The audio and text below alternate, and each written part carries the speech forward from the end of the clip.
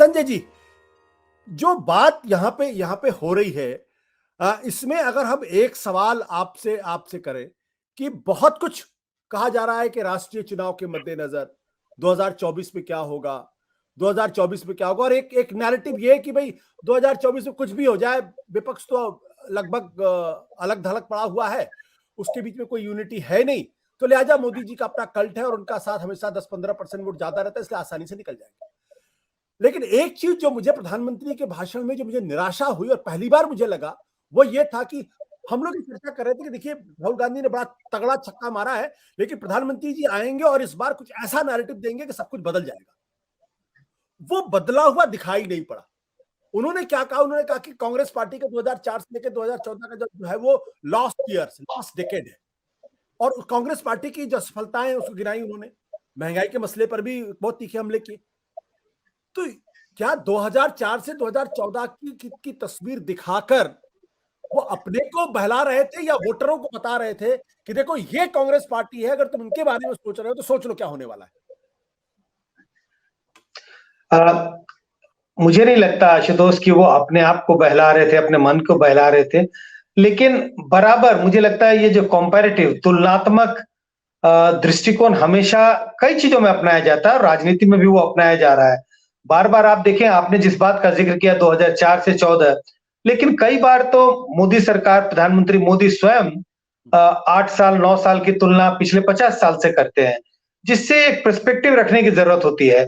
क्योंकि आज की स्थिति को देखते हुए ठीक है, सरकार ने काम किए होंगे, लेकिन अगर आप आज लोगों से पूछें, तो महंगाई का जिक्र होगा, बेरोजगारी का जिक्र होगा और कई ऐसे मुद्दे हैं जिनका जिक्र किया जा सकता है। अब ये स्कैम का भी जिक्र हो रहा है। स्कैम का मतलब ये जो कुछ भी प्रकरण चल रहा है कि भाई अडानी के बारे में जो सारी चर्चाएं चल रही हैं, उसको काउंटर कैसे किया जाए। एक काउंटर करने का तरीका ये है कि जांच कराएं और जांच में दूध का दूध पानी का पानी हो जाएगा। दूसरा ये है, लेकिन उसमें समय लग सकता है, ऐसा तो है नहीं कि वो रातों रात होगा, लेकिन तब तक नैरेटिव बिल्डअप ना हो आपके खिलाफ, तो आपको एक कंपैरेटिव नजरिया देना पड़ता है। एक कि भाई आज आप एक मुद्दे को लेकर शोर मचा रहे हो, तो जनता को ये बताना पड़ता है कि आप 2011, 12, 13 के दौर को याद करें और देखें कि उस समय कितने स्कैम्स हो रहे थे और क्या-क्या चीजें नहीं हो रही थी। तो मुझे नहीं लगता कि प्रधानमंत्री मोदी अपने मन को बहला रहे थे, लेकिन जनता का ध्यान इस ओर आकर्षित कर रहे थे। हो सकता है कि अगर कुछ हुआ भी हो अडानी वाले मुद्दे पर, लेकिन ये देखिए हमारी सरकार जो पहले की सरकार है उससे तो बहुत अच्छी है। कम से कम पहले की सरकार में वो लगातार जो तमाम भ्रष्टाचार और वो है मुद्दे हैं उनको गिनाते रही। तो इस वजह से मुझे लगता है कि वो जनता को का ध्यान उस ओर आकर्षित कराने के लिए इन सब चीजों का जिक्र कर रहे हैं बार-बार। संजय जी, एक सवाल और आपसे, और वो इसलिए क्योंकि आप सेफोलॉजिस्ट भी हैं। पिछले दिनों प्रधानमंत्री जी ने यह कहा था कि भाई एक ऐसी पीढ़ी आ गई है जिसने कांग्रेस पार्टी का शासन नहीं देखा है, उसकी मेमोरी में वो कांग्रेस पार्टी का शासन नहीं, इसलिए उसकी जो असफलताएं हैं, उसमें उसका उसका जो भ्रष्टाचार है, उसकी जो कमियां हैं, जो खामियां हैं, उसकी मेमोरी उसके पास, उसने सिर्फ हमारा समय देखा है। इसलिए लोगों को जाके बताने की जरूरत है कि दरअसल देखो कांग्रेस के जमाने में क्या हुआ। क्या प्रधानमंत्री जो युवा वोटर, जो फर्स्ट टाइम वोटर होगा या जो बिल्कुल नया नया वोट देने वाला है, उसको वो बता रहे थे कि देखो अडानी का मसला तो उठाया जा रहा है, मेरे भ्रष्टाचार की बात की जा रही है, लेकिन आप देख लीजिए हमारे सामने कौन खड़े हुए, आपको जो चूज करना है वो हम दोनों में से चूज करना है। क्या वो नए वोटर को टारगेट कर रहे थे? आशुतोष, मैं ये नहीं कहूंगा कि सिर्फ नए वोटर को टारगेट कर रहे थे। नए वोटर को टारगेट करने का तो मुझे लगता है उन्होंने बड़ा एक अनूठा एक तरह से उनके पास मॉडल है।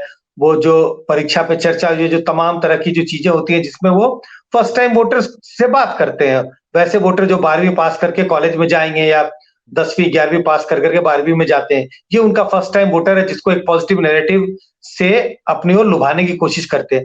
लेकिन जिस बात का आप जिक्र कर रहे हैं, जो कंपैरेटिव मॉडल बता रहे हैं कि देखिए यूपीए की सरकार में ये सारे भ्रष्टाचार थे, वो किसी खास वर्ग, समुदाय, एज ग्रुप के वोटर के लिए नहीं है। वो सारे तमाम वोटरों का ध्यान उस ओर आकर्षित करना चाहते थे कि भाई यूपीए की सरकार कितनी भ्रष्ट थी, कितनी निकम्मी थी और उस सरकार में क्या-क्या एक तरह से घटनाएं घटी और हमारी सरकार का कामकाज उससे कहीं बेहतर है। सत्य हिंदी का ऐप डाउनलोड करें गूगल प्ले स्टोर पर।